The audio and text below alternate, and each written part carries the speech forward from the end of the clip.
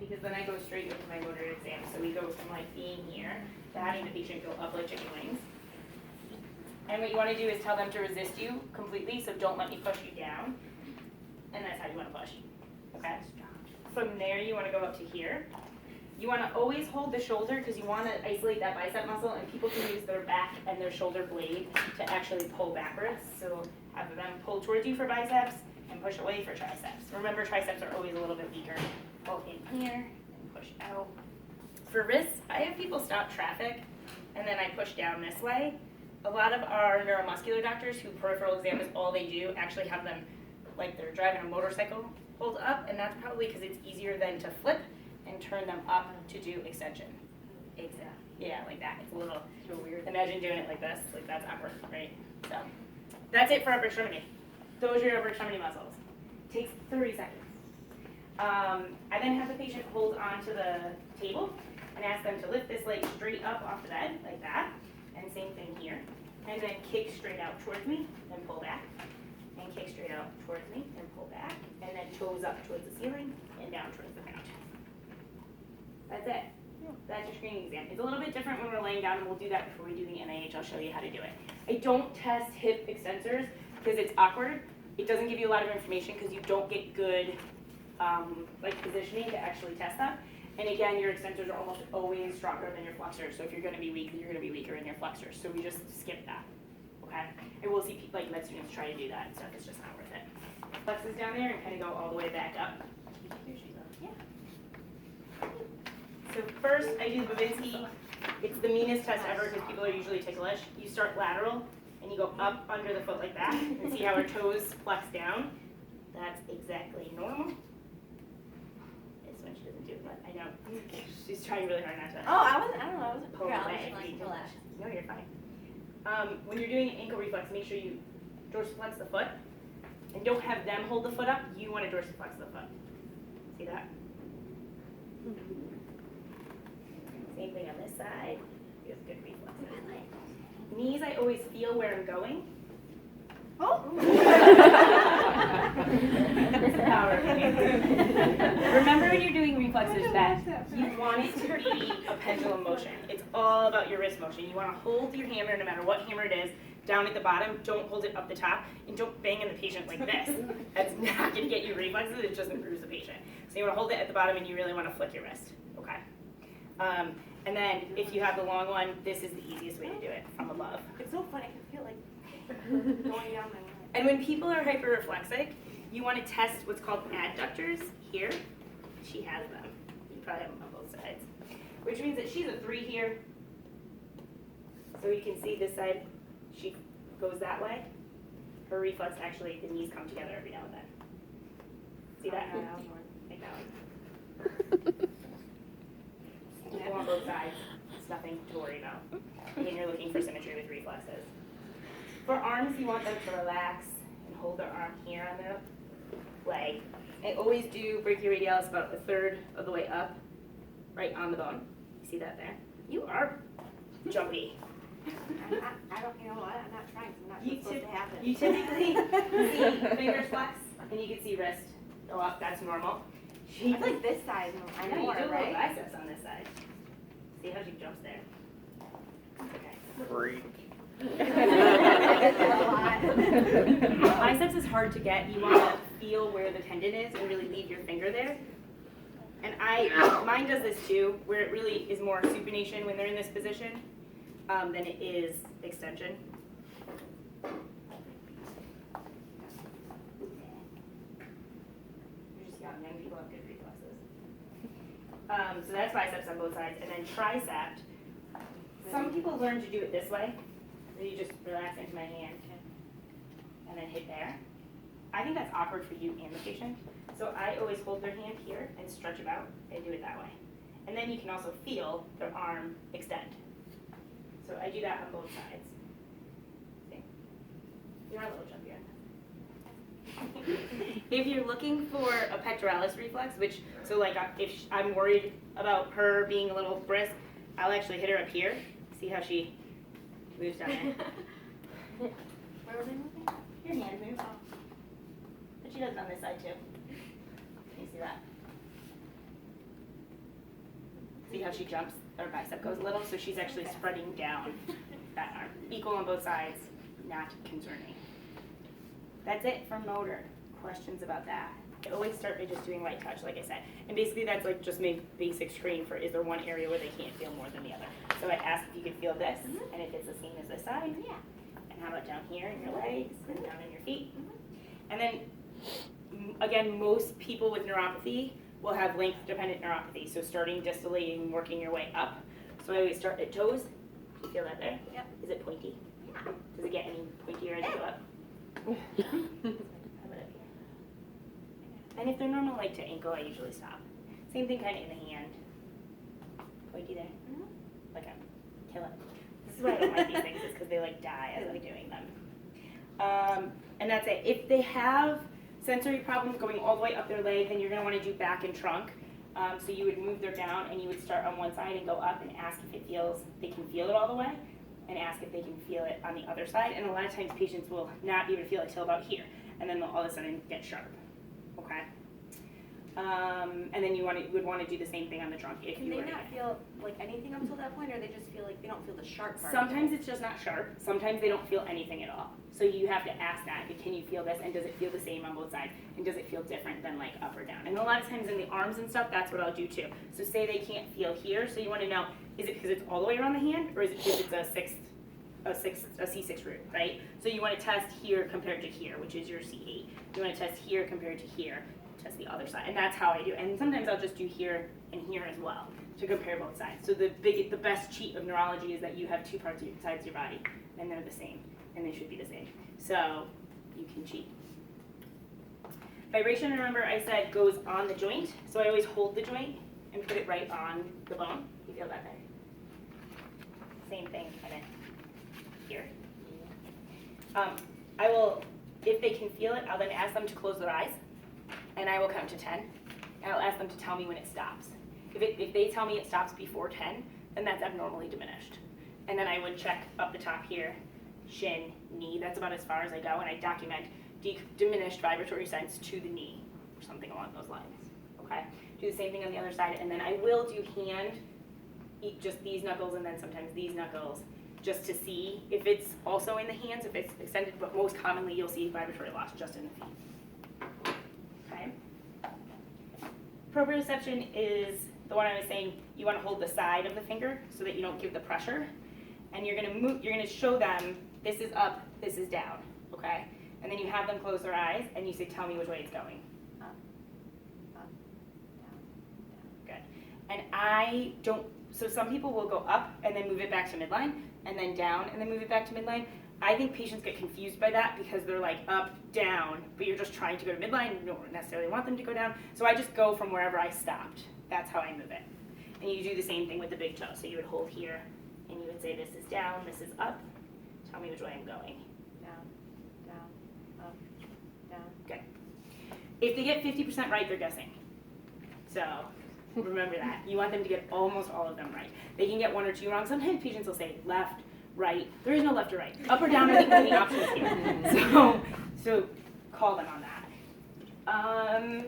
That's it for the temperature. I use the tuning fork, and I basically say, does this feel cool like metal?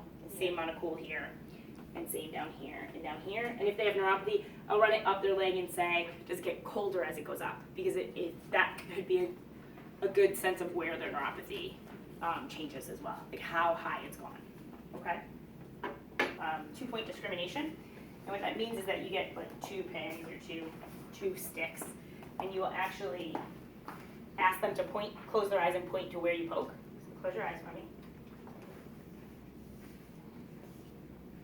And you want them to try to be like, yeah, on the spot, but it's hard. So it's a little bit more sensitive because they have to be more accurate, but also you want to, at some point, double stimulate them. Because you want to know that they can feel both sides. So you're testing to see if they can discriminate the 2 points. Sometimes if people are numb on one hand, you can check it close to each other. Can they tell the difference between those 2 pokes in that distribution or not? Okay. Other special sensory things we talked. Yeah. Would you go more sideways because since Doesn't matter. It doesn't matter. Mm-mm. Okay. Nope. Sometimes I'll usually do kind of all the way like around if I'm doing it. I don't do it that often. We usually do extinction just with light touch for the stroke scale, and I usually count that in terms of whether or not they extinguish. But this one is probably a little bit more sensitive, but it's a little bit more accurate because they have to be more precise when pointing. Special ones like stereognosia is the one where you would put something in their hand, like a coin or something, and you would ask them to tell me what it is. I don't have anything. Oh. You're out of luck. Yeah, the hand. Yeah, that's my thumb. Close your eyes for me. And then graphesthesia is the one where you write, and you want them to tell you what you wrote. Good. 3. Try to do, like, one I think is hard. You can do one, but everyone does one a little bit differently. So I try to do like pretty distinct ones, like 4 and 5 and 3. I think 7 is hard because it's almost like 1. 9's pretty good. Again, like I said, if you do a 5 like this, it's going to be hard for them to tell because it's upside down. So try to stand next to them when you do it. Okay. What else is on that list? There's something else that I'm forgetting. I don't know. All right. Let's run a stroke scale real quick. Can you lie back for me? Okay. So a couple quick things. When you're doing reflexes on a patient who's lying down, it's really hard to get reflexes just when they're against the bed. So you always want to move, relax for me, move the joint a little bit so that it's bent, so that you're putting that tension on the tendon. See? I actually think it's easier to do cross adductors lying. And then ankles are really hard to get in bed, right? So one trick is to make a figure 4 with your feet and then tip up like this. There. See? Now you do it on this side, guys. She's good at relaxing. That's a general state. See that? So that's a lot easier than like lifting her foot and trying to bend it and then grab the reflex. You can do it like that, but it's difficult. And then same thing with like hip flexion and things. A lot of times your patients are in bed. You always want them to raise their leg to show that they have gravity. You don't want to hold their leg down against the bed and then ask them to push against you because you have to grade at least a 3, right? So lift that leg for me and keep it up there. And I always use the proximal muscle because I think it's easier for them to resist and truly attest to that hip than doing this. It's harder to do that one. And then I have them bend their leg against the table like this, and I say pull towards you, and I resist that, and then kick out straight and do it that way. You can do dorsiflexion and plantar flexion from here as well. Okay? So that's how the arms are pretty much the same in up, sitting, or lying.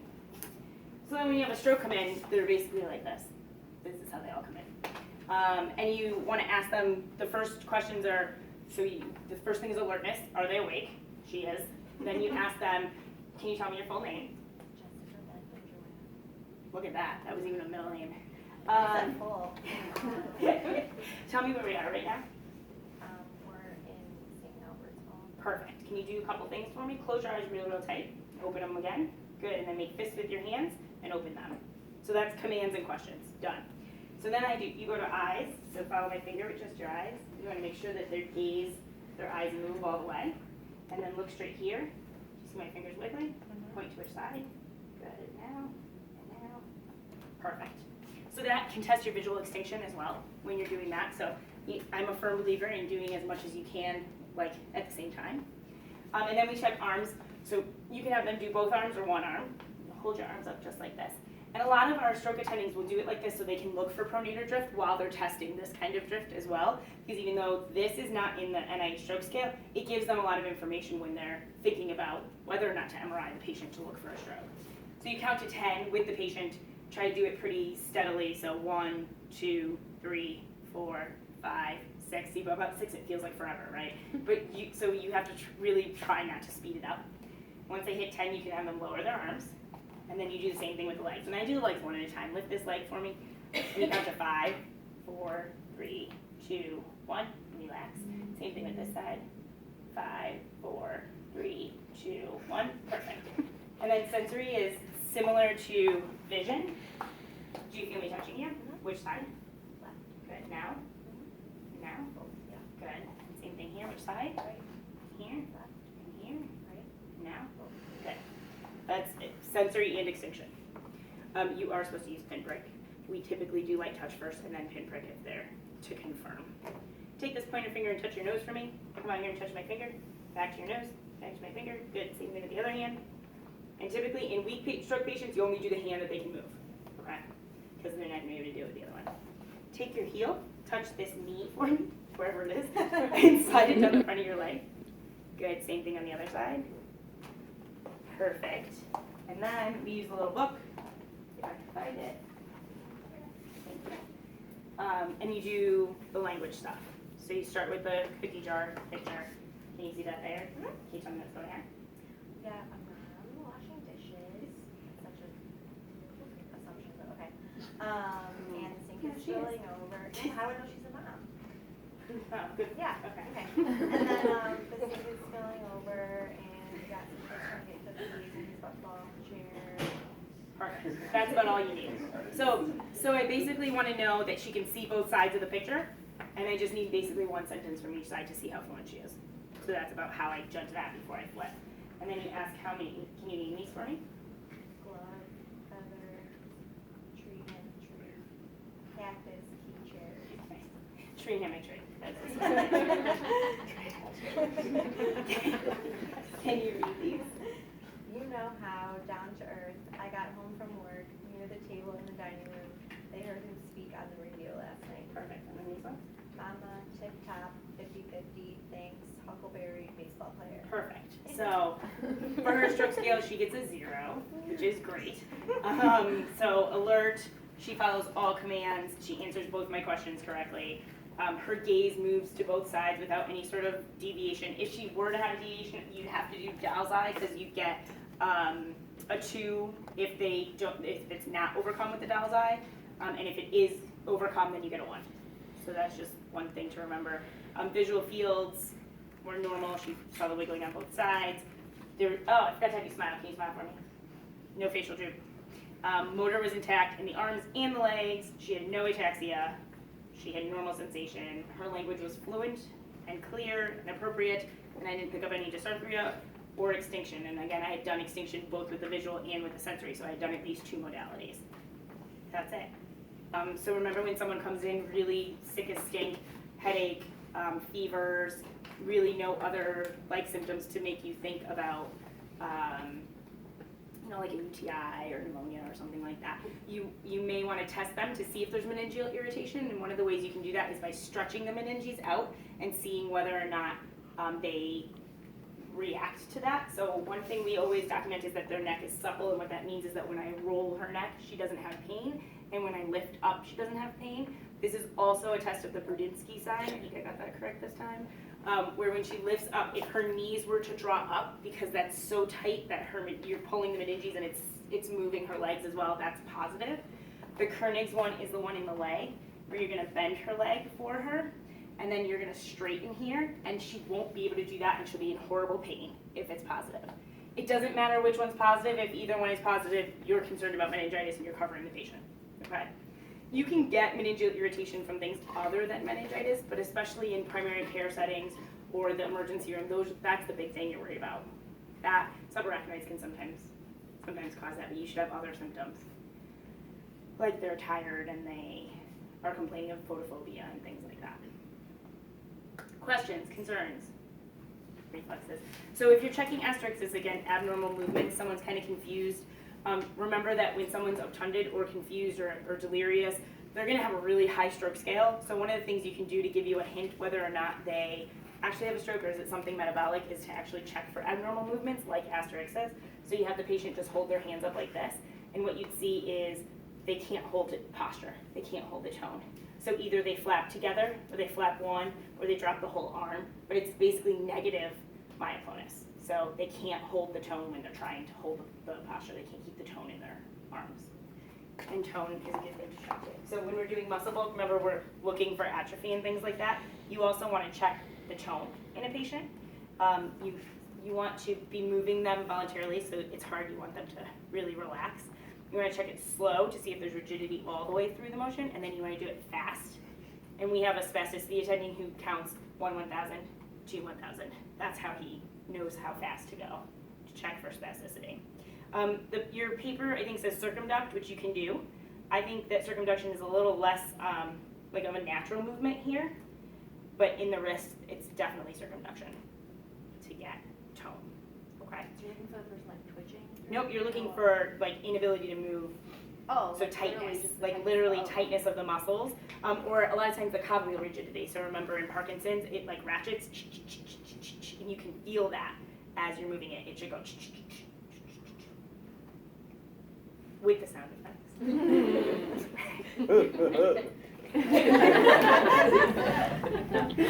Legs are a little bit harder, but if they're sitting with their legs hanging on the table, you can check like hips like that, and then you can do the same thing with the legs. So straightening out like this, and then going faster and coming out faster. And then ankles, you can check for clonus there. So you want to relax the foot and then push it up real fast. No clonus. I'm not worried about your hyperflexia anymore. Okay. And then you can move for tone in circles. Okay.